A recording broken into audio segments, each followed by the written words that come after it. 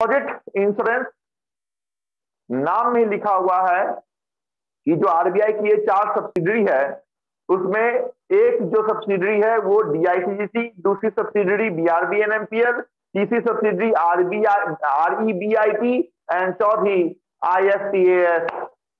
DICGC करती क्या है? तो डीआईसीजीसी आपके रखे हुए पैसे को इंश्योर्ड करती है। सपोज आपने बैंक में अपना पैसा रखा और कल होके बैंक डूब गई। बहुत सारे ऐसे बैंक देखते हैं, पीएमसी बैंक है, बहुत सारे बैंक आपने देखा अभी हाल ही के 1-2 सालों में कि डूब गई, दिवालिया हो गई, इंसॉल्वेंट हो गई, बैंकरप्ट हो गई। तो उस कंडीशन में क्या आपको आपके रखे हुए पैसे का रिफंड मिलेगा? Answer is yes. और ये रिफंड कैसे मिलता है? तो जितने भी अकाउंट में आप पैसे रखते हैं, चाहे वो सेविंग अकाउंट हो, चाहे वो करेंट अकाउंट हो, चाहे वो एफडी अकाउंट हो, चाहे वो आरडी अकाउंट हो, कोई भी डिमांड डिपॉजिट अकाउंट। अभी आप बोलेंगे कि सर ये डिमांड डिपॉजिट अकाउंट क्या है? तो बेसिकली थोड़ी सी बात यहां बता देता हूं कि 2 टाइप के अकाउंट बैंक में होती है। एक को हम कहते हैं डिमांड डिपॉजिट अकाउंट और दूसरे को हम कहते हैं time deposit account. Demand deposit का मतलब है कि हम पैसा रखें और जब भी बैंक से डिमांड करें या एटीएम से डिमांड करें या फिर किसी और भी अल्टरनेट चैनल से डिमांड करें तो वो पैसा इमीडिएट हमें मिलना चाहिए। This is called demand deposit. हमने अपने सेविंग अकाउंट में 5,000 रुपए रखा और अमेजन से हमने 500 रुपए का कोई परचेजिंग किया, तो उस समय हम क्या करते हैं? तो इंटरनेट बैंकिंग आईडी पासवर्ड मांगते हैं, तो 500 रुपए हम डिमांड कर रहे हैं बैंक से। तो क्या 500 रुपए हमें मिलता है अमेजन पे वो पेमेंट सक्सेसफुल होता है? Answer is yes. तो your saving account and current account are the example of demand deposit account, whereas your RD and FD, तो ये जो 2 अकाउंट हैं ये टाइम डिपॉजिट अकाउंट है। जब भी आप ये अकाउंट खोलते हैं तो बैंक को आप बोलते हैं कि 6 महीने के बाद चाहिए, 1 साल के बाद चाहिए, 5 साल के बाद चाहिए। तो जिसके लिए आपने टाइम निर्धारित कर दिया वो टाइम डिपॉजिट हो गई। सपोज सुबह में आपने 1 लाख का एफडी कर दिया और रात में आपके घर में उस 50,000 रुपए का जरूरत पड़ गया, तो क्या आपको 50,000 रुपए ऑन द स्पॉट मिलेगा? आंसर इज नो, क्योंकि वो डिमांड डिपॉजिट अकाउंट नहीं है, वो टाइम डिपॉजिट अकाउंट है। तो यहाँ पे हम डिमांड डिपॉजिट या फिर टाइम डिपॉजिट पे नहीं है, यहाँ पे हम डीआईसीसी में है। और डीआईसीसी आपके हर एक डिमांड और टाइम डिपॉजिट अकाउंट का इंश्योरेंस करता है, maximum amount up to 5 lakh. Suppose आज कोई बैंक दिवालिया हुई और उस बैंक में मेरा 1,60,000 रुपए रखा हुआ है, तो क्या मुझे 1,60,000 रुपए मिलेगा? आपसे ये क्वेश्चन पूछ रहा हूं। माइक ऑन करो और कुछ बताओ। सर मिलेगा। यस। कितना मिलेगा? 5 लाख मिलेगा कि 1,60,000 मिलेगा? 1,60,000 मिलेगा। 1,60,000। 1,60,000।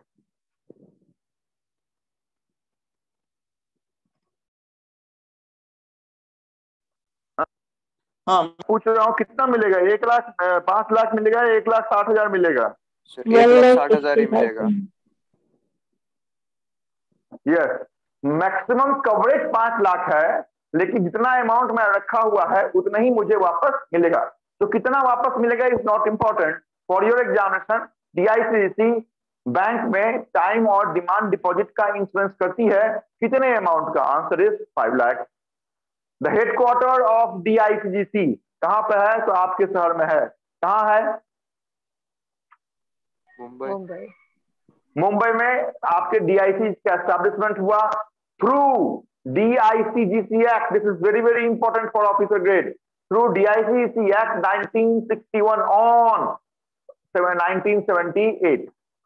क्या बोला मैंने? तो जैसे आरबीआई का एस्टैब्लिशमेंट हमने आरबीआई की एक्ट 1934 के अधीन 1935 में किया।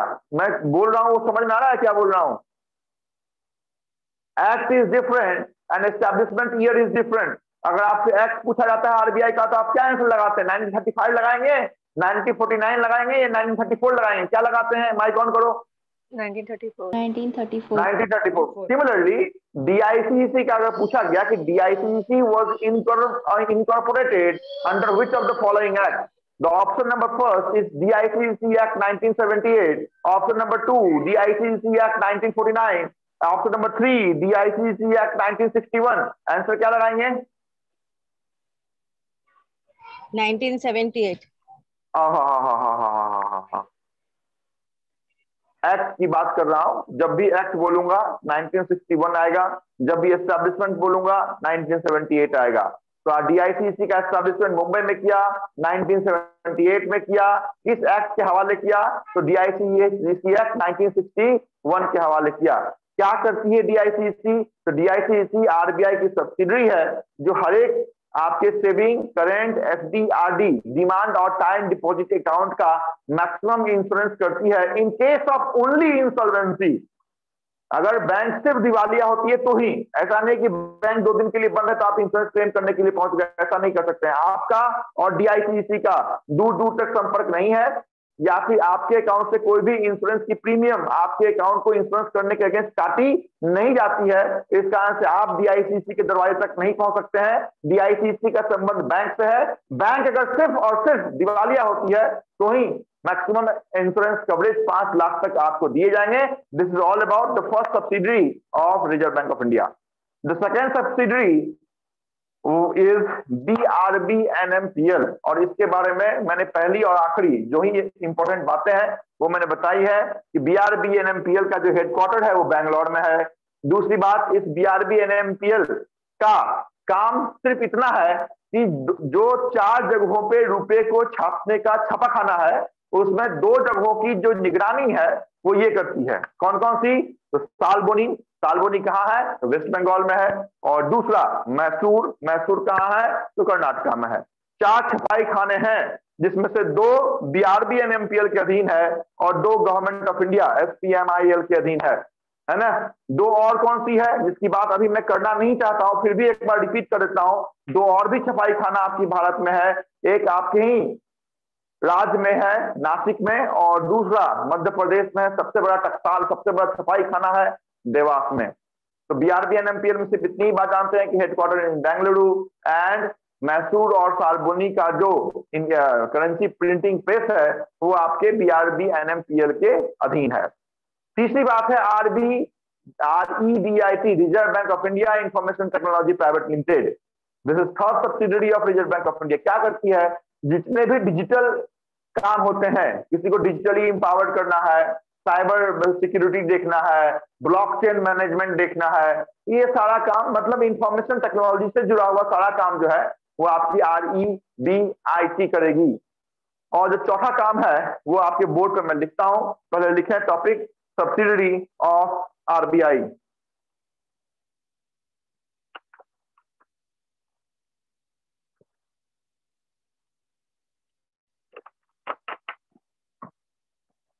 गर्मी कैसे है मुंबई में?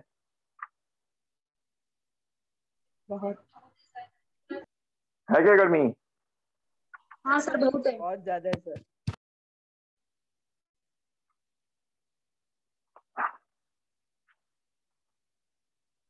सर हेडिंग क्या डालनी है?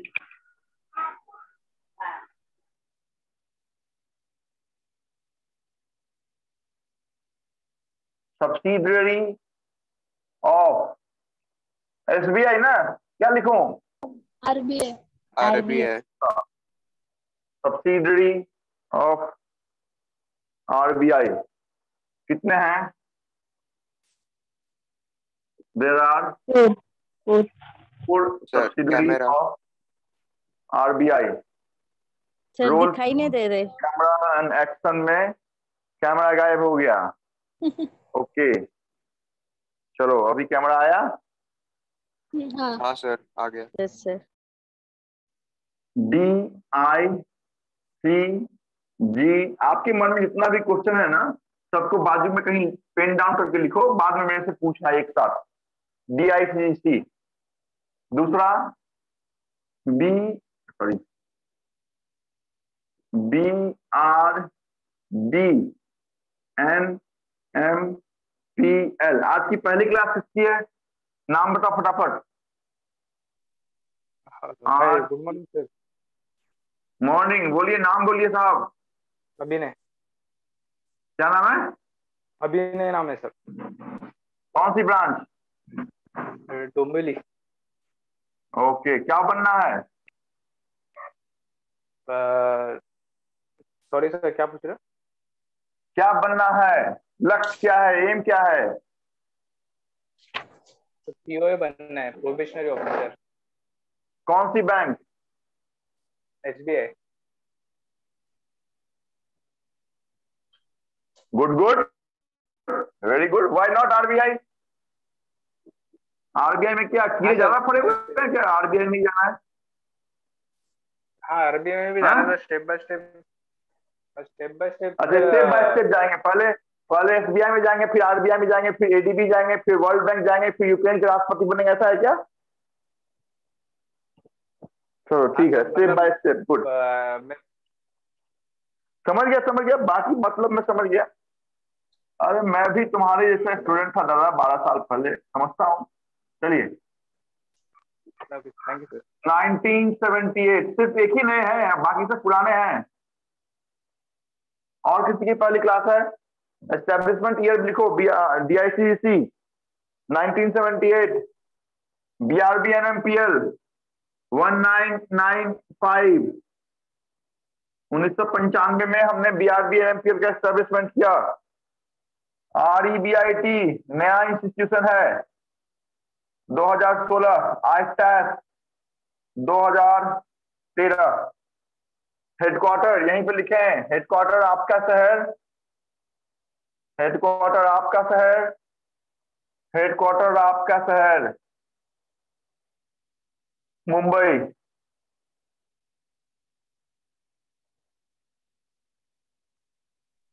तो आपका कैमरा विजिबल नहीं दिख रहा है। कैमरा नहीं दिख रहा है? नहीं नहीं, कैमरा दिख रहा है भाई। आपको क्यों नहीं दिख रहा है? बाकी लोगों को भी नहीं दिख रहा है? विजिबल है सर। विजिबल है सर। विजिबल है। सर वो नेटवर्क का प्रॉब्लम होगा उसका। एक काम करो, एग्जिट करो और फिर अंदर आ जाओ। अभी कैमरा बराबर दिख रहा है? कुछ हो हाँ सर। सकता है, आपको आरईबीआईटी का सहारा लेना पड़ेगा, तो एक बार लेके देखिए। चलो हटाओ क्या? क्लर्कियल एग्जामिनेशन में, क्लर्कियल एग्जामिनेशन में जो आपके मैंने बोर्ड पे लिखा है, along with this only full form, अगर आपको मालूम है इससे ज्यादा क्लर्क में नहीं पूछा जाएगा। फुल फॉर्म में आगे लिखता हूं।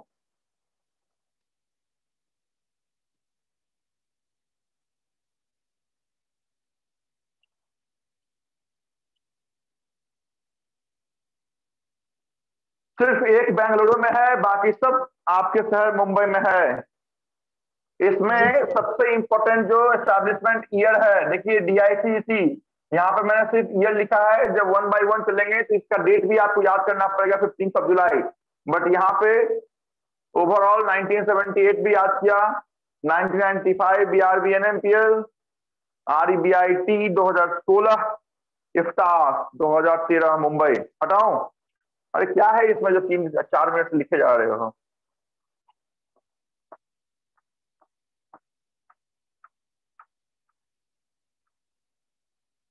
चलो आ जाओ। DICGC deposit insurance credit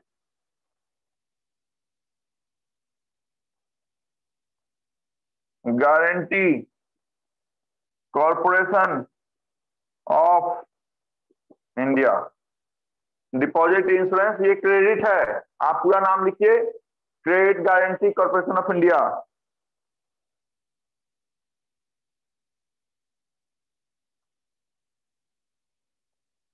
establishment 15 July 1978 act, DICGC act 1961, headquarter Lahore.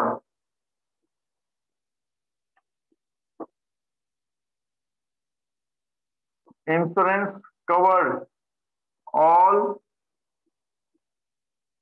demand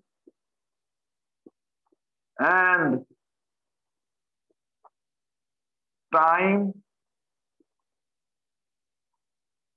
deposit, all demand and time deposit amount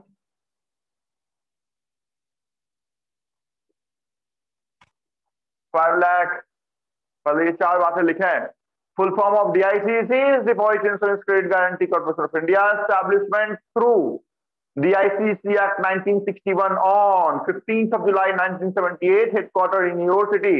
Insurance cover for all demand and time deposit account. Demand के ब्रैकेट में लिखा है कासा। कासा का फुल फॉर्म होता है CA stand for current account, SA stand for saving account, bracket close. Time deposit, time का लिखा है, टाइम डिपॉजिट का एग्जांपल लिखा है FD। FD stand for fixed deposit and RD stand for recurring deposit. Maximum amount cover up to ₹5 lakh.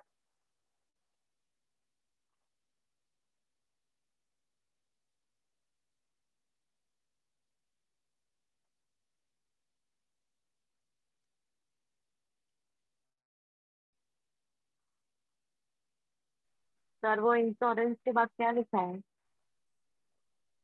Insurance coverage, नहीं, वो first line में ऊपर। Deposit insurance credit CREDIT, deposit insurance credit guarantee corporation of India.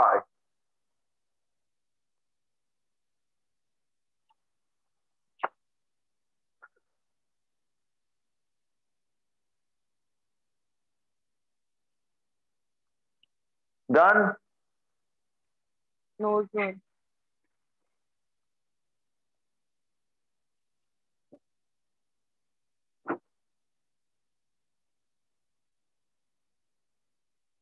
Sir ये all demand के बाद CASA है क्या? हाँ, डिमांड का एग्जांपल है कासा। कासा का मतलब है, हमने जो CA लिखा है, CA का मतलब होता है करंट अकाउंट और SA का मतलब होता है सेविंग अकाउंट। तो करंट और सेविंग के शुरुआत के 2 लेटर को उठा के एक नया एब्रिविएशन बैंकिंग सेक्टर में 2007 में बनाया गया, उसको हमने नाम दिया कासा। तो कासा का मतलब करंट एंड सेविंग।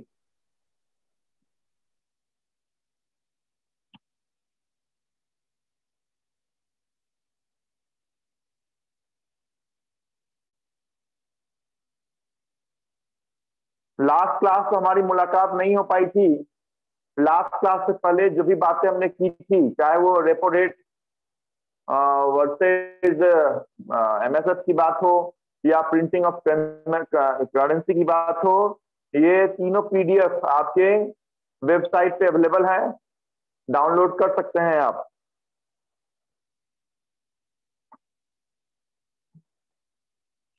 चलो हटाओ।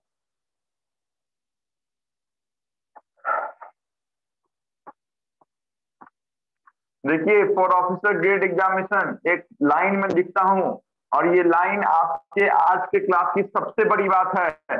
पूछा जाता है कि DICC कौन से बैंक के इंश्योरेंस कवर नहीं करती है। दिस मोस्ट कम से कम 10 टाइम्स ये क्वेश्चन पूछा हुआ है ना। जितनी बार आप इंपॉर्टेंट लगाना चाहें आप लगा सकते हैं। नोट में लिखें, पूरे को कैपिटल लेटर में लिखें, DICC डू नॉट कवर। अगर आपने अपना पैसा यहां पे रखा है तो उसका इंश्योरेंस नहीं मिलेगा। DICC do not cover. किनको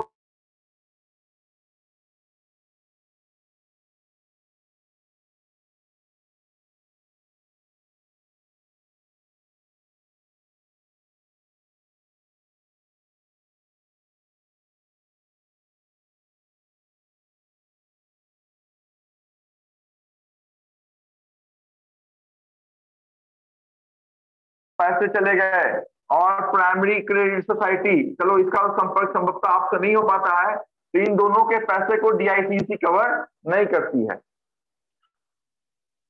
अंडरलाइन लगाएं, लाल पेन से लिखें, लाल नहीं है तो 10 टाइम पे इंपॉर्टेंट का साइन मार्क करें। जैसे भी लिखना है लिखो, लेकिन याद होना चाहिए कि DICC किसका इंश्योरेंस नहीं करती है। तो NBFC का फुल फॉर्म जान लें क्या होता है। बैंक है लेकिन बैंक नहीं है, उसको हम बोलते हैं नॉन बैंकिंग फाइनेंस। क्या होगा, फुल फॉर्म क्या है non banking finance? Company. Yes, company है, कॉर्पोरेशन नहीं है। Non banking finance company.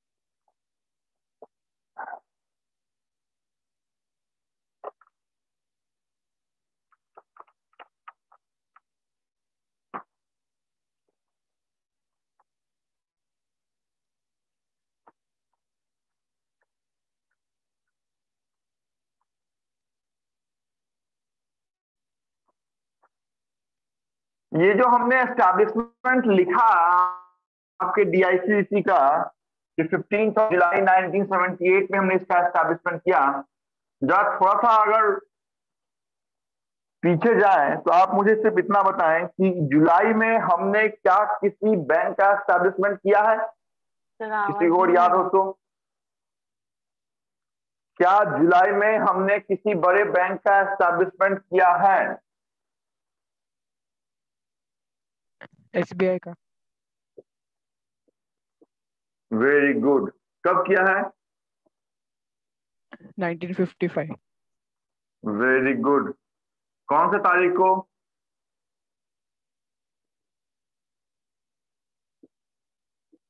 कब किया भाई? सर डेट याद नहीं आ रहा है सर। जुलाई की पहली तारीख, 1 जुलाई 1955 establishment date and year of Reserve Bank of India. भारतीय रिजर्व बैंक नोट मुद्रण प्राइवेट लिमिटेड, हेडक्वार्टर किधर है? बैंगलोर। बैंगलोर। बैंगलोर। एस्टैब्लिशमेंट कब है? 3 Feb 1995 two note printing press out of 4 under BRBNMPL। कौन कौन सी? तो पहला है साल्बोनी। साल्बोनी किधर है? दुबई।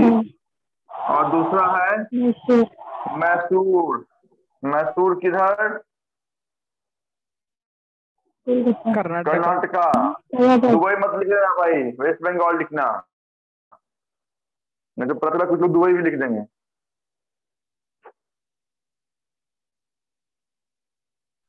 SALBONI है।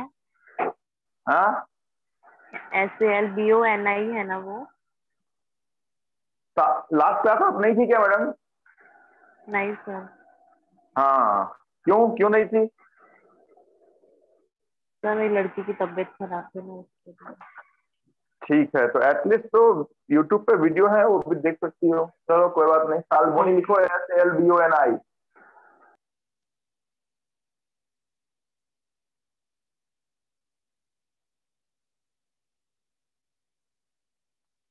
साल्बोनी, SALBONI।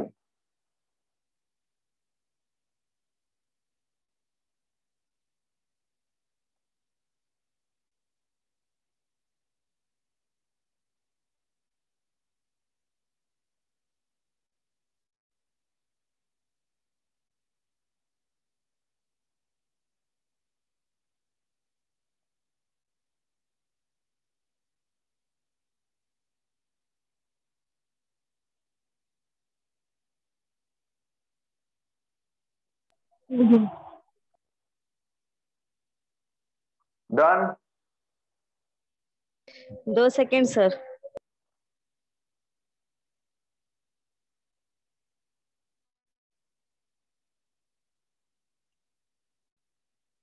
कल आपके आईपीएस पीयू का रिजल्ट आया है, फाइनल रिजल्ट। आपके किसी दोस्तों का हुआ?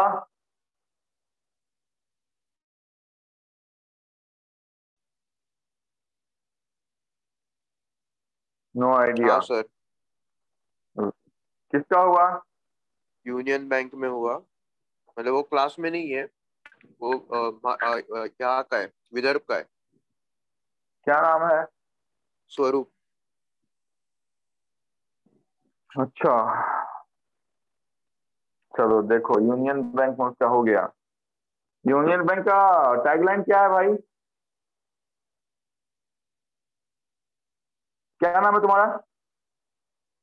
सर प्रतीक। कब से क्लास में पढ़ रहे हो? सर वो लास्ट लेक्चर हुआ था, मतलब जब पोर्शन खत्म हो रहा था ना। अच्छा, नए स्टूडेंट हो क्या? हाँ सर। ओके, ठीक है ठीक है। चलो फिर तो फिर टैगलाइन की बात हम बाद में करेंगे। चलो डन क्या? अरे इतना टाइम यस लगाना है सर। क्या? मैं तो एकदम बिल्कुल जिसमें लिखता हूँ उसको लेके बैठे हुए हैं, देख रहे हैं। ये सारी बात हुआ है जो मैंने ऑलरेडी बोल दिया है और फिर लिख रहा हूँ। इस तरह से फिर तो सोचने का नहीं, समझने का नहीं, डायरेक्ट लिखने का सालगोनी है।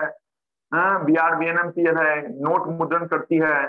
4 जगहों पे जो इंडियन करेंसी का प्रिंटिंग किया जाता है उसमें 2 भारतीय रिजर्व आरबीआई के अधीन है, 2 गवर्नमेंट ऑफ इंडिया के अधीन है। जो आरबीआई के अधीन है वो आरबीआई के पार्टनर के अधीन है, जिसका नाम आपके बोर्ड पर लिखा हमने BRBNMCL, जिसका एस्टैब्लिशमेंट 1995 में बेंगलुरु में हमने किया है। सालगोनी का छपाई खाना और मैसूर का छपाई खाना आपके इसके अधीन है।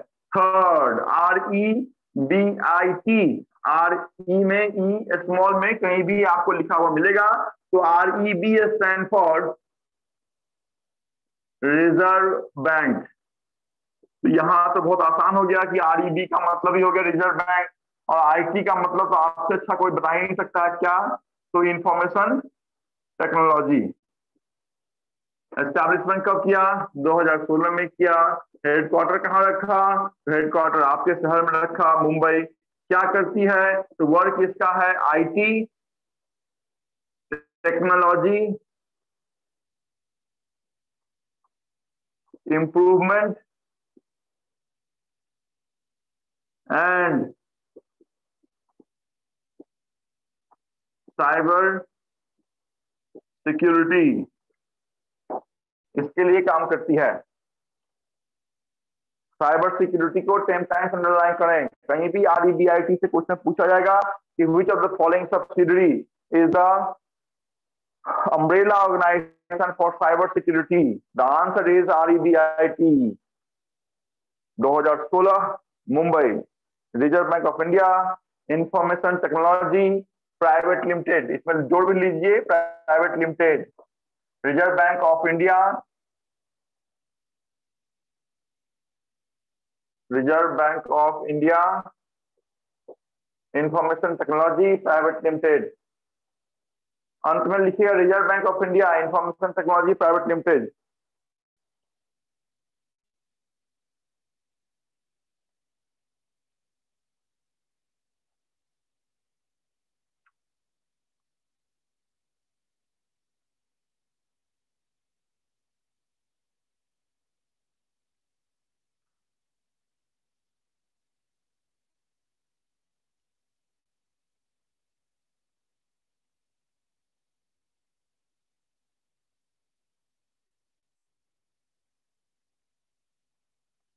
Done.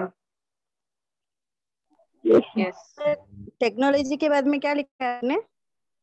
Technology improvement and cyber security, technology improvement and cyber security.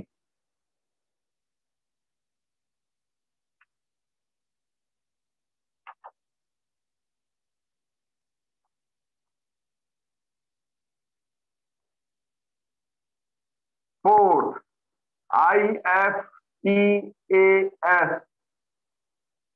I stand for information,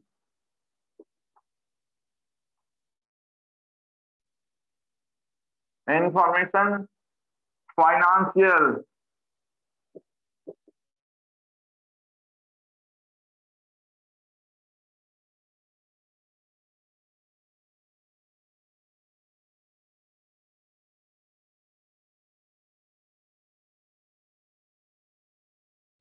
I for information, IT का फुल फॉर्म तो आप जानते ही हैं क्या, तो इंफॉर्मेशन टेक्नोलॉजी, तो उसमें एफ बीच में है, तो एफ तो ऐसे भी फिनांस के लिए हम काम कर रहे हैं, तो इंफॉर्मेशन फिनेंशियल टेक्नोलॉजी, यहां तक तो दिक्कत आपको नहीं आएगी। जब आपसे IFTS का फुल फॉर्म पूछा जाएगा तो यहाँ पे एक गलती हो गया, IFTS है ना, तो आई यहाँ पे इंफॉर्मेशन नहीं होना चाहिए,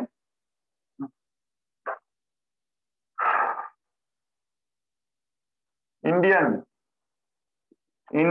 फिनेंशियल टेक्नोलॉजी, और AS जो है वो है and allied services, Indian financial technology and allied services, IFTAS, बहुत इंपॉर्टेंट है, क्योंकि नया है, नया क्या, ठीक है 7-8 साल हो गए, लेकिन फिर भी आपके एग्जामिनेशन के लिए नया है, क्योंकि अभी तक इफ्तास से क्वेश्चन नहीं पूछा गया है। जहां तक आपके 2013 में ये जुड़ा, लेकिन 2013 से लेके अभी तक इफ्तास से क्वेश्चन संभवतः आपसे नहीं पूछा गया है। संभवतः पूछा जा सकता है कि इफ्तास का फुल फॉर्म क्या है, या इफ्तास का एस्टैब्लिशमेंट कब हुआ, इफ्तास का एस्टैब्लिशमेंट कहाँ हुआ, और इफ्तास करती क्या है। तो इफ्तास और REBIT का जो काम है वो लगभग सेम है, डिजिटल इंफ्रास्ट्रक्चर।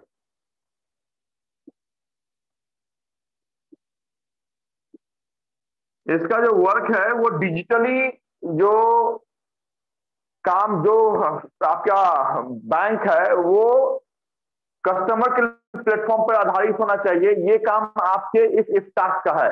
और वहां पे वो सिक्योरिटी का काम कर रही थी, है ना, कि फ्रॉड नहीं होने चाहिए, साइबर सिक्योरिटी है, ब्लॉकचेन मैनेजमेंट है। तो REBIT बेसिकली सिक्योरिटी के लिए बनी हुई है, जबकि डिजिटली जो प्रसार करना है वो इफ्तास का काम है। 2013 डिजिटल इंफ्रास्ट्रक्चर ये काम करेगी, मुंबई में इसका हेडक्वार्टर है। इतनी बात आप अगर सब्सिडरी ऑफ RBI में जानते हैं तो संभवतः एक भी क्वेश्चन छोड़ के आप नहीं आएंगे। लिखे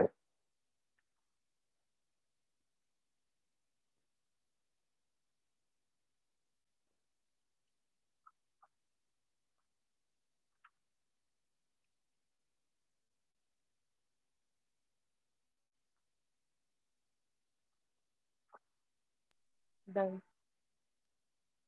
गुड।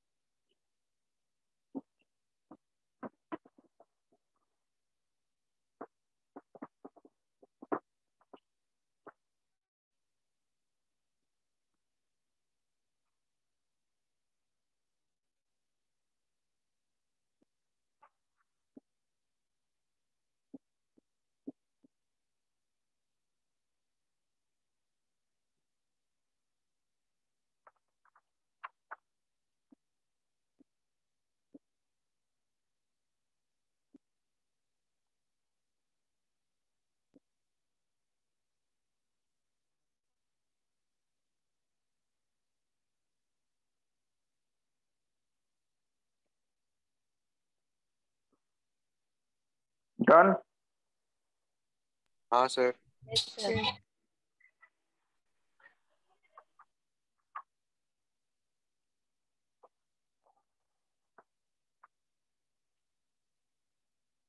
अभी मैं 6 क्वेश्चन पूछता हूं, 6 लोगों से पूछता हूं, और बिना नोटबुक को देखे उसका आंसर दीजिए। देखिए नोटबुक को अगर देखोगे ना तो ठीक है, आंसर तो आ जाएगा, लेकिन संभवतः वो गंभीरता नहीं आएगी जो मैं जगाना चाह रहा हूं। तो ऐसा नहीं कि दूसरे लोग क्या सोचे, मैंने अगर किसी ABC का नाम लिया और उसने आंसर नहीं बताया तो ऐसा लगेगा कि मैं कमजोर हूं, वो फास्ट था उसने आंसर बता दिया। बिल्कुल नहीं। अपने आप को आप क्या कीजिए, तो समराइज कीजिए कि क्या हमने ये अभी पढ़ा, अगर पढ़ा है तो इसका क्या ये आंसर है। अगर आता है तो बोलने का, नहीं आता है तो बोलने का सर मालूम नहीं है, लेकिन नोटबुक में देखना नहीं है। जिनसे मैं पूछता हूं वही इसका आंसर दें। लोग कहते हैं जीए भारी है। अरे जीए भारी नहीं है, जीए को पढ़ा नहीं है किसी ने, इस कारण से भारी लगता है। बहुत आसान सा सब्जेक्ट है। चलते हैं डोंबिवली से शुरुआत करते हैं। तेजल,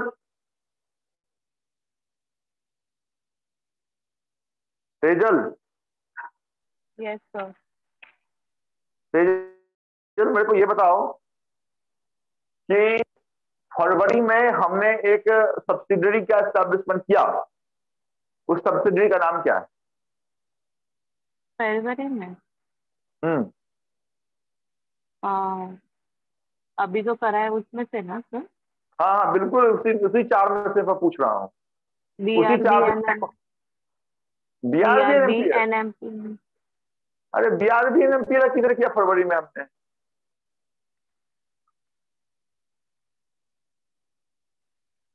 हाँ, उसका दिसंबर में लिखा है मैंने। क्या? नहीं, फरवरी में ही है सर वो। फरवरी में लिखा है। हाँ। कैसे देखा आपने? क्या कैसे देखा आपने कि फरवरी में ही लिखा है मैंने? सर, आपने फरवरी में ही लिखा है वो। वही तो मैं बोला था मैडम कि आपको देखना नहीं है, फिर नीचे क्यों देखा आपने? जब फरवरी में ही लिखाया है तो इतना कॉन्फिडेंट होना चाहिए, सर फरवरी में लिखाया है। नीचे मत देखो ना। आपने ऐसा सही दिया कि सर बीआरबी एनएमपीएल, लेकिन नीचे नहीं देखना। मेरा मेन उद्देश्य था कि बिना नीचे देखे हुए सिर्फ हमने जो अभी 15-20 मिनट जो भी ये माथापच्ची किया है, इसमें से क्या हमें ये याद है? छोटी सी बात अगर है सर तो आपने बोलने का। बोला ना कि फरवरी में ही लिखा है क्या? उसके बाद मैंने देखा, उससे पहले नहीं देखा था। अच्छा अच्छा अच्छा, ठीक है, चलो ओके गुड। चलो चलते हैं अभी डोंबरी से निकल के थोड़ा थाने की ओर चलते हैं। Ajit Kumar, Ajit, yes sir. आज वाला पूछूं या पुराना पूछूं? सर कोई भी चलेगा। अरे वाह, ऐसा ओपन मार्केट ऑपरेशन, ओएमओ, एक बड़ा ऑपरेशन है। ऐसे अगर खुले बाजार की नीति अगर हमें दे दोगे तो फिर तो फंस जाओगे भाई। नहीं सर, मतलब वो आरबीआई से जब अपने स्टार्ट किया था न्यू बैंक से, वहां से पूछेंगे तो हाँ, चलेगा। Very good.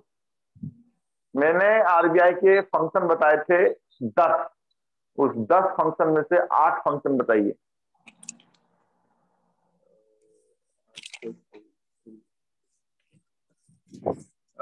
बैंकर्स बैंक, हाँ सेंट्रल बैंक, हाँ फॉरेन एक्सचेंज कस्टोडियन, हाँ advisor of government of India, हाँ। Distributing of all currencies. ये मैंने क्या बोला है? बिना नोटबुक को देखे हुए।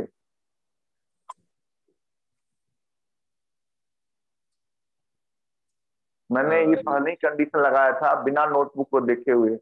और कौन आंसर कहां से दे सकता है, क्या दे सकता है और कैसे दे रहा है? अरे इतना मामूली इंसान नहीं समझो यार।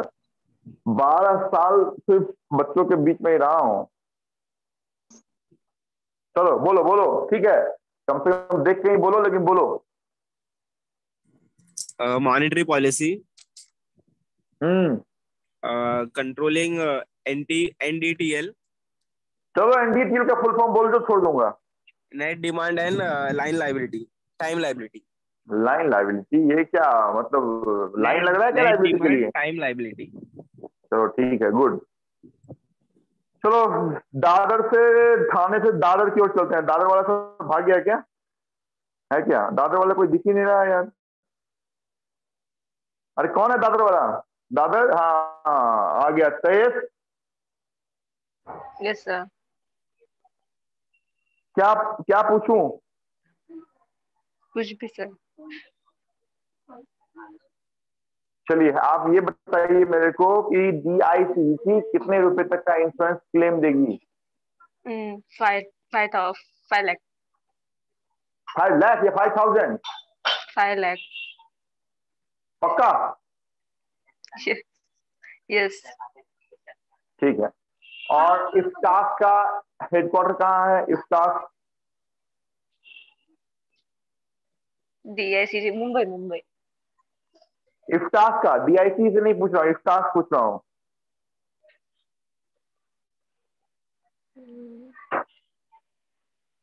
इफ्तास का हेडक्वार्टर किधर है?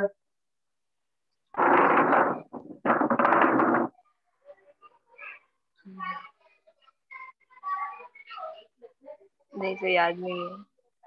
चलिए ठीक बोला है आपने। The headquarter of IFTAS, the headquarter of REBIT and the headquarter of DICC. These three subsidiaries headquarter is in same city, Mumbai. Only one subsidiary of RBI जिसका हेडक्वार्टर हमने बताया बेंगलुरु में है। 1995 में हमने उसका एस्टैब्लिशमेंट 3 फरवरी को किया। उसका नाम था BRB NMPL। साल्बोनी और मैसूर की क्या है तो पितामह है। आगे चलेंगे अपने दूसरे टॉपिक की ओर। और आप जाने कि बैंकिंग लाइसेंस मिलने के बाद बैंकिंग का दरवाजा खोलने का अधिकार बैंकों को प्राप्त है।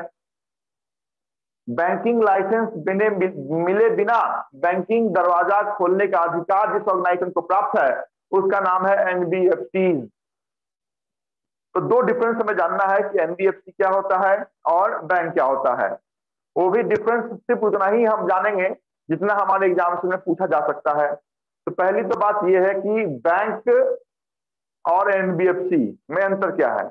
तो बैंक और NBFC में अंतर सिर्फ इतना है कि बैंक के पास बैंकिंग का लाइसेंस होता है और NBFC के पास बैंकिंग का लाइसेंस नहीं होता है। दूसरी बात, बैंक जिस एक्ट के अधीन इनकॉर्पोरेट होती है उसका नाम है BRA 1949। बैंकिंग रेगुलेशन एक्ट 1949 के अधीन जो भी कंपनी बनेगी उसको हम बैंक कहेंगे। और 1956 कंपनीज एक्ट के अंदर जो कंपनी बैठेगी बैंकिंग काम करने के लिए उसको हम NBFC कहेंगे। NBFC का फुल फॉर्म थोड़ी देर पहले मैंने बोर्ड पे बताया है, नॉन बैंकिंग फाइनेंस कंपनी। नाम में लिखा हुआ है बैंक नहीं है, लेकिन बैंक नहीं है तो फिर आखिर ये बैंक जैसा काम क्यों करती है। आपको लोन भी देती है, मुथूट फाइनेंस आपको लोन भी देती है, बहुत सारा IDFC है ना। IDFC तो सॉरी आपकी बैंक है ना। IDFC की तरह ही बहुत सारे मतलब NBFC भरा पड़ा है। आप अगर मुंबई में कहीं भी अगर मेन रोड पे एक बार नजर खोलेंगे तो उसमें आपको दिखेगा NBFC है। क्लियर। तो उनको बैंकिंग का लाइसेंस प्राप्त नहीं है, लेकिन आधा बैंक का काम वो करती है। जैसे बैंक में काम क्या होता है, बैंक में काम होता है कि जिसके पास पैसे एक्सेस हैं उनसे लेना और जिनको पैसे की जरूरत है उनको देना। तो ये दोनों काम बैंक में होता है। NBFC में इसका सिर्फ आधा काम होता है। NBFC में कस्टमर से लेना काम नहीं होता है, मतलब आप जाके वहां पे सेविंग अकाउंट या करंट अकाउंट नहीं खोल सकते हैं। लेकिन NBFC के थ्रू आप होम लोन लेना चाहें, आप गोल्ड लोन लेना चाहें, आप पर्सनल लोन लेना चाहें तो आप ले सकते हैं। तो क्रेडिट का काम NBFC भी करती है, whereas डिपॉजिट एंड क्रेडिट दोनों काम बैंक करती है। बैंक BRA 1949 के अधीन बैठेगी और NBFC आपकी कंपनीज एक्ट 1956 के अधीन बैठेगी। तीसरी जो बात है कि आज के दिन अगर हमें NBFC खोलना है तो कितना मिनिमम रुपया हमारे जेब में होना चाहिए। अगर मुझे आज एक एम्पायर खड़ा करना है, आज एक कंपनी खड़ी करनी है NBFC के तहत, तो मेरे जेब में मिनिमम जो कैपिटल होना चाहिए that is 2 crore. whereas for opening A bank मेरे पास जो मिनिमम कैपिटल होना चाहिए इज 500 करोड़। तो यहाँ पे थोड़ा सा मेजर डिफरेंस है कि NBFC सिर्फ 2 करोड़ अगर आपके पास है तो आपको हो सकता है, ऐसा नहीं है। जैसे बहुत सारे क्राइटेरिया होते हैं कि ये होना चाहिए, वो होना चाहिए, वो होना चाहिए। उसी क्राइटेरिया में एक क्राइटेरिया ये है कि minimum paid up capital for NBFC opening is 2 CR, whereas for bank opening is 500 CR। 500 crore अगर होगा तो ही हम बैंक खोलने के लिए एक पैरामीटर के लिए एलिजिबल है। तीसरी भाई पांचवी बात, NBFC में हम डिमांड डिपॉजिट अकाउंट खोल सकते हैं। डिमांड डिपॉजिट अकाउंट का मतलब क्या होगा, कोई बता पाएगा?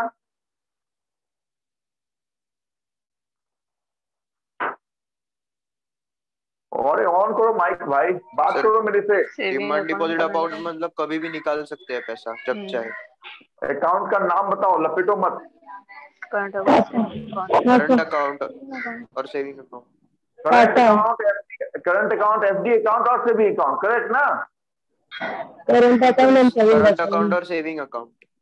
Yes, FD is not demand deposit account. तो आप जाने कि बैंक में आप तो आप जाने कि बैंक में आप डिमांड डिपॉजिट अकाउंट भी खोल सकते हैं और टर्म डिपॉजिट अकाउंट मतलब टाइम डिपॉजिट अकाउंट भी खोल सकते हैं। whereas in NBFC you are only eligible to open time deposit account। आप वहां पे क्योंकि सेविंग और करंट खोल ही नहीं सकते हैं, इस कारण से डिमांड डिपॉजिट के लिए एनबीएफसी है ही नहीं। लेकिन यस, आप एनबीएफसी में एफडी बना सकते हैं। तो जहां पर टाइम डिपॉजिट की बात है वो आपके एनबीएफसी में होगी। नेक्स्ट, अगर आपकी बैंक में कोई अकाउंट है तो आपको उस अकाउंट का एटीएम दिया जाता है, और यही क्वेश्चन आज से क्लर्कल एग्जाम में पूछे जाते हैं। The ATM provided by bank called black level ATM, brown level ATM, white level ATM, yellow level ATM. तो आप जाने कि आपके हाथ में आज किसी भी बैंक का एटीएम है, the bank ATMs are called brown level ATM. फिर से बोलता हूं, चाहे वो SBI का हो, चाहे वो ICICI बैंक का हो, चाहे वो किसी PMC बैंक का हो, किसी भी बैंक का एटीएम आपके जेब में है, उस एटीएम को हम ब्राउन लेवल एटीएम बोलते हैं। बाद में उसके मास्टर, मैस्टेरियो, अमेरिकन एक्सप्रेस क्या लिखा हुआ है, रुपए लिखा हुआ है, वो बात की बात है, वो एटीएम में क्लास में हम देखेंगे। अभी आप जाने brown label ATMs are the ATMs provided by any commercial bank, whereas the ATMs provided by NBFCs आज से क्लास की दूसरी सबसे बड़ी बात है। पहली सबसे बड़ी बात मैंने DIC इसमें बताया था, 5 लाख तक का इंश्योरेंस कवर DIC देती है। दूसरी सबसे बड़ी बात, NBFC जो ATM आपको प्रोवाइड करती है, the ATMs are called WLA। the full form of WLA is white label ATM। फिर से बोलता हूं, आप ब्राउन लेवल को भूल जाएं, ब्राउन लेवल को याद कीजिएगा तो ब्राउन से ब्लैक, ब्लैक से येलो, येलो से वो मैरून रेनबो होते चला जाएगा। आपसे इतनी बात याद रखें कि जो मुथूट फाइनेंस, क्योंकि मुथूट फाइनेंस एक NBFC है, तो NBFC जो ATM देगी उसको हम जिस नाम से जानते हैं उसको हम व्हाइट लेबल कहते हैं। नेक्स्ट आप जाने, अभी थोड़ी देर पहले हमने बताया DICC की बात, और वहां पे हमने NBFC को भी कटघरे में शामिल किया था। क्या बताया था मैंने DICC और NBFC से जुड़ा हुआ एक फैक्ट, किसी को याद है? कोई देख के बता सकते हैं? इंश्योरेंस कवर नहीं करता, yes, the difference between bank and NBFC is very very important। DICC do not cover the insurance under the deposit of NBFCs, whereas all amounts are insurance under banks, है ना। तो DICC बैंकों से जुड़ा हुआ है, DICC का कोई भी संबंध आपके NBFC से नहीं है। नेक्स्ट, CRR और SLR, ये जो रिजर्व है ये बैंकों के लिए कंपलसरी है, जो हमें क्या बाय मंथली अपडेट करना पड़ता है, महीने में 2 बार अपडेट करना पड़ता है। तो CRR and SLR, cash reserve ratio and statutory liquidity ratio, ये 2 ऐसे रेशियोज हैं जो बैंक के लिए कंपलसरी है, whereas this is not compulsory for NBFC। Another important difference between banks and NBFC is FDI। FDI का फुल फॉर्म है foreign direct investment. तो FDI फॉरेन डायरेक्ट इन्वेस्टमेंट है। बैंकों के लिए जो FDI है वो 26% से लेकर 74% तक है। 26% उन बैंकों के लिए है जो बैंक एक सरकारी बैंक है। तो आपसे ये भी क्वेश्चन पूछा जाता है कि FDI is allowed for government bank is 10%, 26%, 50%, 100%, 74%। तो आप जाने कि बैंकों के लिए जो FDI फॉरेन डायरेक्ट इन्वेस्टमेंट की सीमा है वो 26% से लेके 74%, 74% तक है। 26% उन बैंकों के लिए है जिस बैंक में जाने का लक्ष्य आपका है, that is called government bank, जो चाहे तो IBPS के अधीन शामिल है या SBI उस कटघरे में शामिल है। दूसरा, this FDI limit for private sector bank like ICICI, Kotak Mahindra and axis bank is 74%, whereas for NBFC FDI is 100%। कोई भी NBFC आपने खोल लिया 2 करोड़ रुपए लागत की लगा के, तो आप 100 के 100 रुपए उसमें से जो इन्वेस्टमेंट कर सकते हैं वो आप फॉरेन से लेके कर सकते हैं। बट बैंक में ये अपॉर्चुनिटी नहीं है। सरकारी बैंक बोलता है कि हम 26 रुपए से ज्यादा हम बाहरी पैसा नहीं लगाएंगे। प्राइवेट बैंक ये बोलता है कि हम 74 रुपए, 74 रुपए से ज्यादा हम अपने यहाँ बाहरी मुद्रा का नहीं लगाएंगे। बट NBFC में ये खुला है 100 के 100 रुपए हम बाहर से मंगा के लगा सकते हैं। इतनी बात आप संभवतः अगर बैंक और एनबीएफसी के डिफरेंस के रूप में जानते हैं। खासकर 5 इंपॉर्टेंट बात। पहली बात यह है कि व्हाइट लेवल और brown level. White level NBFC देगी, ब्राउन लेवल बैंक देगी। 100% आपका एनबीएफसी का है, 26 to 74 आपकी बैंकों का है। डीआईसीसी बैंकों के लिए इंश्योरेंस का काम करेगी, डीआईसीसी एनबीएफसी के लिए कोई भी इंश्योरेंस का काम नहीं करेगी। एफडी में बहुत इंपॉर्टेंट फैक्ट है। अगर आप बैंक में कोई एफडी खोलते हैं तो उसकी जो टेन्योर होती है इट स्टार्ट फ्रॉम 7 डेज। तो एफडी मिनिमम कितने दिनों के लिए हो सकता है वो आप जाने। मैं बाद में पढ़ाऊंगा, अभी जब saving account, current account, FD, RD, NRI, NRU account पढ़ाऊंगा उसमें बताऊंगा अभी कि एफडी का जो मिनिमम टेन्योर है इन ए बैंक इज 7 डेज। और ये बहुत इंपॉर्टेंट क्वेश्चन है। तो एक बैंक में जो एफडी आप खोल सकते हैं for the minimum days is 7 and for maximum tenure जो आप एफडी खोल सकते हैं वो है 10 ईयर्स। Whereas in NBFC आप जो एफडी खोल सकते हैं वो है minimum tenure is 12 month and maximum is 5 years. और ये जो मैंने डिफरेंस बताया है यही एसबीआई 2017 क्वेश्चन था कि FD is allowed for NBFC for which of the following minimum tenure. 7 days, 1 month, 3 month, 1 year, 2 year ऐसा ऑप्शन था। तो वहां पे एनबीएफसी में जब भी हम एफडी खोलेंगे तो मिनिमम 1 ईयर के लिए खोलेंगे, लेकिन बैंक के लिए कोई भी एफडी अगर खोलेंगे तो मिनिमम 7 डेज के लिए खोलेंगे। अभी आप बोलेंगे 7 डेज और 1 ईयर समझ में ही नहीं आया, तो 1 मिनट में थोड़ा सा यहाँ समझा देता हूँ। हालांकि इस लेक्चर में इसका कोई भी इंपॉर्टेंस नहीं है। बस 7 डेज का मतलब है कि आपने अगर एफडी आज बैंक में खोल लिया और कल आपको बैंक से वो पैसे की जरूरत पड़ी तो क्या आप तोड़ सकते हैं? आंसर इज यस, तोड़ सकते हैं आप। लेकिन आपको अगर 7 दिन से पहले तोड़ रहे हैं तो कोई भी इंटरेस्ट पेमेंट नहीं किया जाएगा। अगर आपने 10वें दिन एफडी तोड़ा है तो आपको 10 दिन का इंटरेस्ट पेमेंट होगा, लेकिन 7 दिन से पहले आपने प्री मैच्योर क्लोजर कर लिया तो आपको इंटरेस्ट नहीं मिलेगा। वही काम आपके एनबीएफसी में। एनबीएफसी में आपने खोल लिया और 6 महीने के बाद आप एफडी तोड़ने गए तो क्या आपको इंटरेस्ट मिलेगा? आंसर इज नो, क्योंकि एनबीएफसी ये कहता है कि मेरे पास आप एफडी खोलिए, हम आपको इंटरेस्ट बैंकों से ज्यादा देंगे, लेकिन अगर 1 साल से पहले आप तोड़ लीजिएगा तो कोई भी इंटरेस्ट पेमेंट हम नहीं करेंगे। These are the major difference between bank and NBFC. सोया हुआ है कि जगे हुए हैं सब? जगह है सर। चलो फिर लिखो, लेफ्ट हैंड साइड लिखो बैंक, राइट हैंड साइड लिखें एनबीएफसी। पहले तो एनबीएफसी का फुल फॉर्म लिखिए। बहुत बार यही गलती हो जाती है कि एनबीएफसी का फुल फॉर्म पूछा गया और पहला ही ऑप्शन आता है नॉन बैंकिंग फाइनेंस कॉर्पोरेशन। आंख बंद किया, धड़ाक से लगा दिया ट्रिक। तो दम के काम लेने का और खोजने का कि नॉन बैंकिंग फाइनेंस कंपनी कहां लिखा हुआ है, जहां पे कंपनी होगा वही आपकी सही आंसर होगी। तो लिखें एनबीएफसी का full form non banking finance company. Bank का तो फुल फॉर्म मतलब नहीं लिखना है यहाँ पे, non banking finance company. First difference.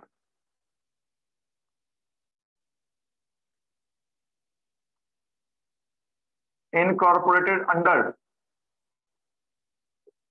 BRA 1949, Companies Act 1956।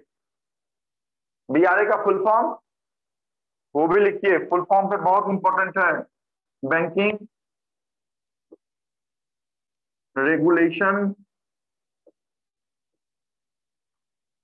Act.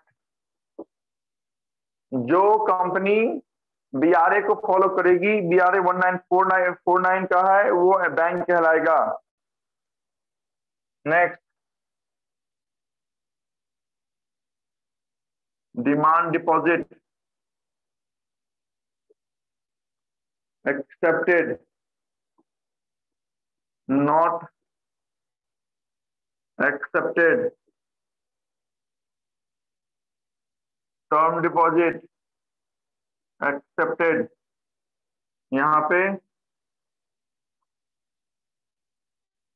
Accepted 1 to 5Y, 7 days to 10Y, term deposit मतलब एफडी,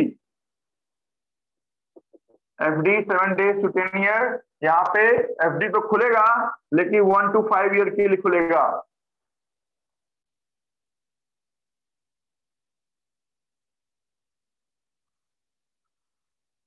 नेक्स्ट, पे ऑर्डर। पे ऑर्डर का मतलब क्या होता है? Demand draft, DD. डीडी कहाँ मिलेगा? तो बैंक में मिलेगा, एनबीएफसी में डीडी नहीं मिलेगा। तो डीडी को दूसरी भाषा में हम पे ऑर्डर का नाम देते हैं। तो पे ऑर्डर स्लैश डिमांड ड्राफ्ट लिख लीजिए। डिमांड ड्राफ्ट, पे ऑर्डर स्लैश डिमांड ड्राफ्ट। बैंकों में पे ऑर्डर मिलता है, एनबीएफसी में पे ऑर्डर नहीं मिलता है। ओनली बैंक सर वही अब लिखा है क्या पे ऑर्डर के बाद? पे ऑर्डर के बाद तो यस लिखा है ना। पे ऑर्डर बैंक में यस, पे ऑर्डर इन एनबीएफसी नो। पे ऑर्डर का मतलब क्या होता है? Demand draft. कि हम गए किसी के नाम से, फोकस क्लासेस के नाम से 10,000 रुपए का पे ऑर्डर बनवाना है, बना सकते हैं हम। लेकिन एनबीएफसी में जाके हम बोलेंगे फोकस क्लासेस के नाम से पे ऑर्डर बना दो, डीडी बना दो, तो नहीं बनाएगा।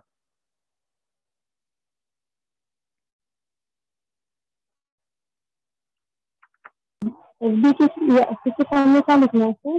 यही है ना, 7 days to 10 years। हाँ, ये लिखना है। टर्म डिपॉजिट एफडी हम खोल सकते हैं for minimum 7 days to 10 years। यहां भी हम खोल सकते हैं बट 1 year to 5 years। 1 से 5 साल के लिए एनबीएफसी में टर्म डिपॉजिट खुलेगा और 7 दिन से लेके 10 साल के लिए बैंक में एफडी खुलेगा। This 7 days is very, very important.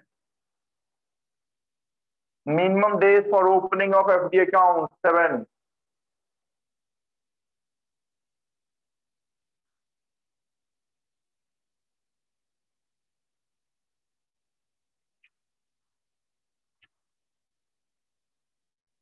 कितने हो गए? 1 2 3 4 और 5, 4 ही हुए ना अभी, 4 ही।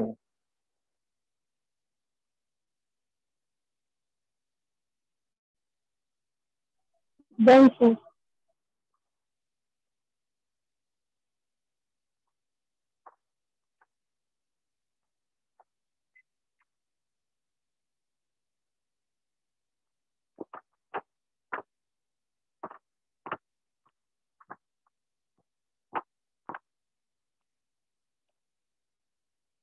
मिनिमम कैपिटल बैंक खोलने के लिए कितना? 200 करोड़। कितना? 500 करोड़। 500 करोड़, 2 करोड़। Okay, good. 5वां, एटीएम कौन सा मिलेगा?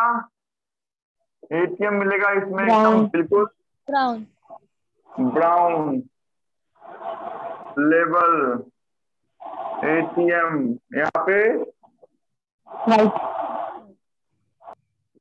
White label ATM.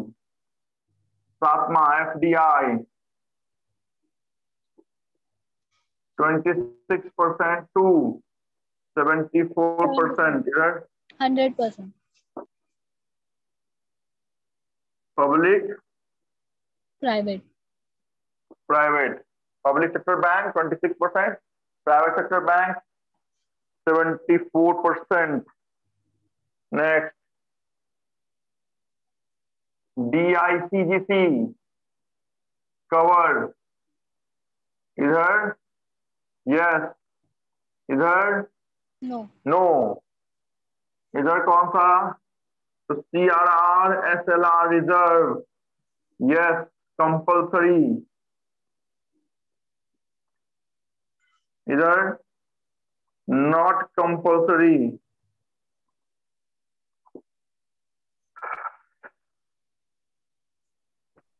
सर वो 7 नंबर में क्या लिखा है? GDI है क्या?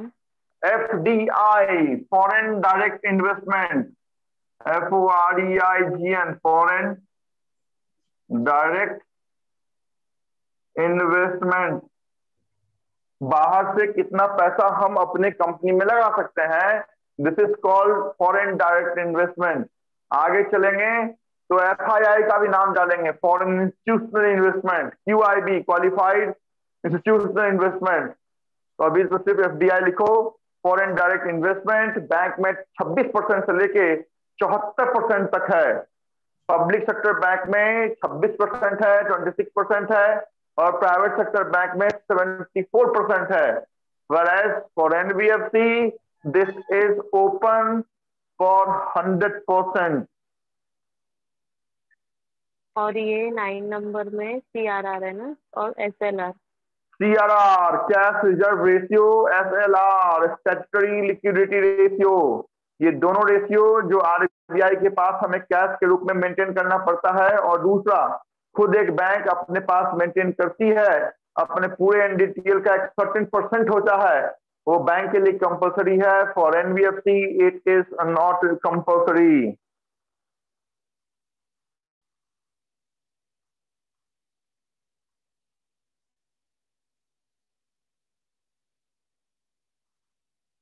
और अंत में चेक। चेक कहाँ मिलेगा? यस, चेक तो वहां मिलता है ना जहां सेविंग करंट अकाउंट होगा, क्योंकि FD अकाउंट का तो चेक होता नहीं है। सेविंग और करंट अकाउंट हम कहाँ खोल सकते हैं? तो बैंक में। तो बैंक में चेक मिलेगा। NBFC में चूंकि सेविंग करंट हम खोलेंगे ही नहीं, तो यहाँ पे चेक नहीं मिलेगा।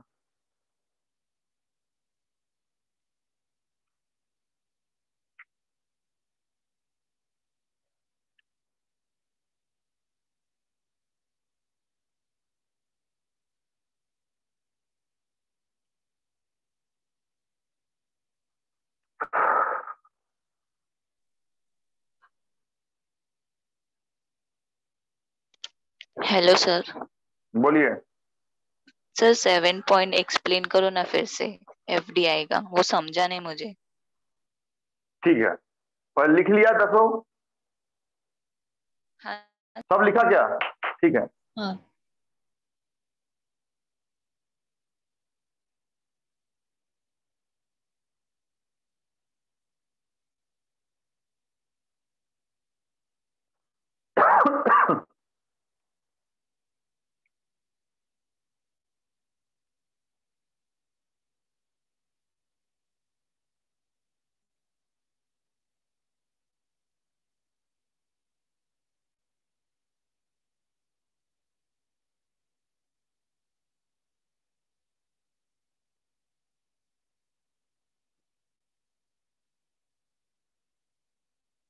डन।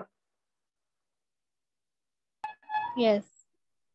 चलिए अभी आपसे क्वेश्चन लेता हूं और आपके क्वेश्चन का आंसर देता हूं। अभी किसी ने पूछा कि सर FDI नहीं समझ में आया। देखो FDI क्या होता है, तो FDI का पहले फुल फॉर्म जान लो कि FDI का फुल फॉर्म होता है फॉरेन डायरेक्ट इन्वेस्टमेंट। क्या कहता है ये FDI? तो हर एक देश में ये प्रावधान बनाया गया है कि आप उस देश के करेंसी को छोड़ के दूसरे देश की करेंसी कितनी यूज कर सकते हैं। तो सपोज मैंने आज फोकस क्लासेस ओपन किया और मुझे ऐसा लग रहा था कि इसको ओपन करने में मुझे इनिशियली मुंबई में अगर ब्रांचेस खोलने हैं तो 20 लाख रुपए की जरूरत है। तो मैं एक प्राइवेट इंस्टीट्यूट हूं, तो मेरे लिए 100% ओपन है। मतलब 20 का 20 लाख रुपए मैं अपने ब्रदर इन लॉ, मेरे ब्रदर इन लॉ जो US में रहते हैं, उनसे पैसा लेके मैं खोल सकता हूं, लगा सकता हूं। ठीक है, मतलब मैं मेरे इंस्टीट्यूशन में पूरा का पूरा जो पैसा लगा हुआ है वो विदेशी मुद्रा हो सकता है, क्योंकि प्राइवेट सेक्टर के लिए 100% अलॉटमेंट एजुकेशन सेक्टर में ओपन है। लेकिन यही अगर बैंक में आ जाए तो ये यहाँ पे ये कहा जाता है कि आप बाहरी जो मुद्रा है, बाहरी जो करेंसी है, वो इतने ही लेवल तक यूज कर सकते हैं, इससे ज्यादा लेवल तक आप यूज नहीं कर सकते हैं। क्योंकि इंडियन करेंसी जो आप देखते हैं कि इंडियन करेंसी आज डॉलर के मुकाबले 74 रुपीज है, 0.5 पैसा घटक गया, 0.5 पैसा नीचे हो गया। तो अपनी करेंसी को मजबूत तभी बनाया जा सकता है जब अपनी ही करेंसी का रोटेशन ज्यादा हो।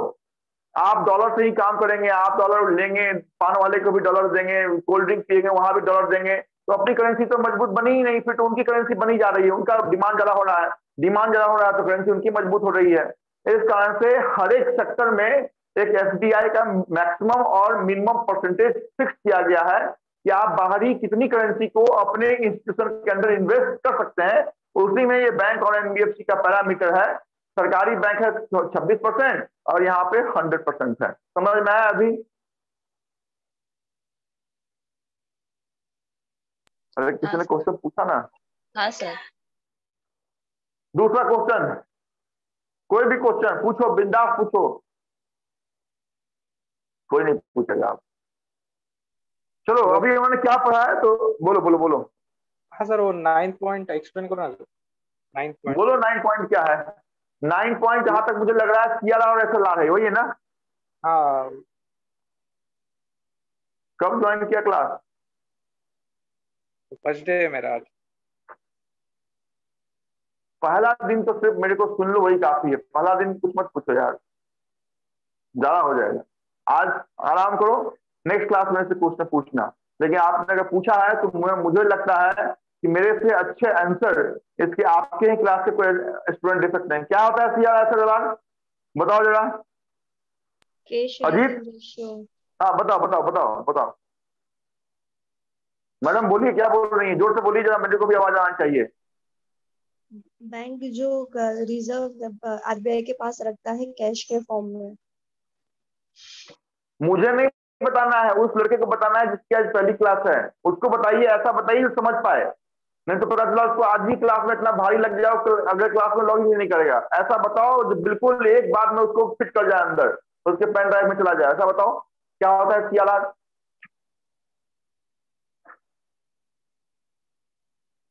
बैंक है जो कुछ अमाउंट है जो कैश के फॉर्म में आरबीआई के पास रिजर्व रखता है, ओनली इन कैश फॉर्म में होगा वो। और हो गया? एसएलआर है जो, हाँ बोलो बोलो बोलो। और जो है वो एसएलआर वो बैंक अपने पास ही रखेगा 18%, जो किसी भी फॉर्म में हो सकता है। कौन से फॉर्म में? ईंटा के फॉर्म में होगा क्या? मैंने ईंटा रख लिया तो चलेगा क्या? कौन सा?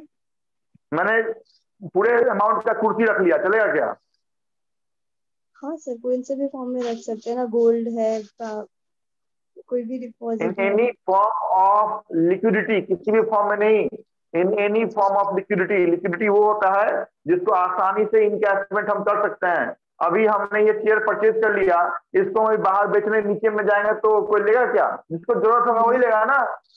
नहीं लेगा। ठीक है, देखो सीआरआर और एसएलआर क्या होता है भाई, जिसकी पहली क्लास है वो सुन लीजिए, नहीं तो थोड़ा लगेगा कि सर पहला ही क्वेश्चन पूछा सर ने, सही ढंग से आंसर नहीं दिया। तो सीआरआर का पहला तो जानिए कि फुल फॉर्म क्या होता है। CRR stand for cash reserve ratio. हर एक बैंक, जिस बैंक को आरबीआई लाइसेंस देती है, तो लाइसेंस देते समय ही ये प्रावधान बनाती है कि आप अपने टोटल रिजर्व का 4% in the form of cash मेरे पास एज एन सिक्योरिटी आप रखेंगे। उस पर हम कोई भी इंटरेस्ट आपको पेमेंट नहीं करेंगे।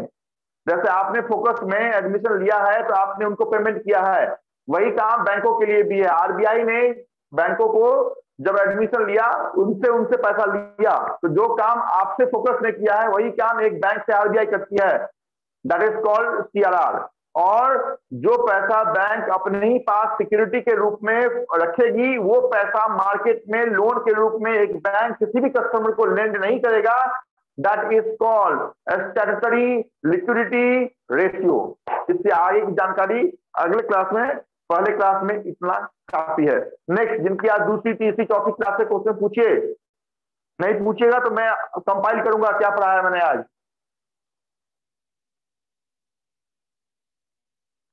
सब शांत हो गया? शांत का मतलब है कि सर अब बस। मैंने आज 2 टॉपिक खत्म किया है। पहली टॉपिक जो थी वो subsidiary of Reserve Bank of India थी। मैंने 4 सब्सिडरी का नाम बताया है।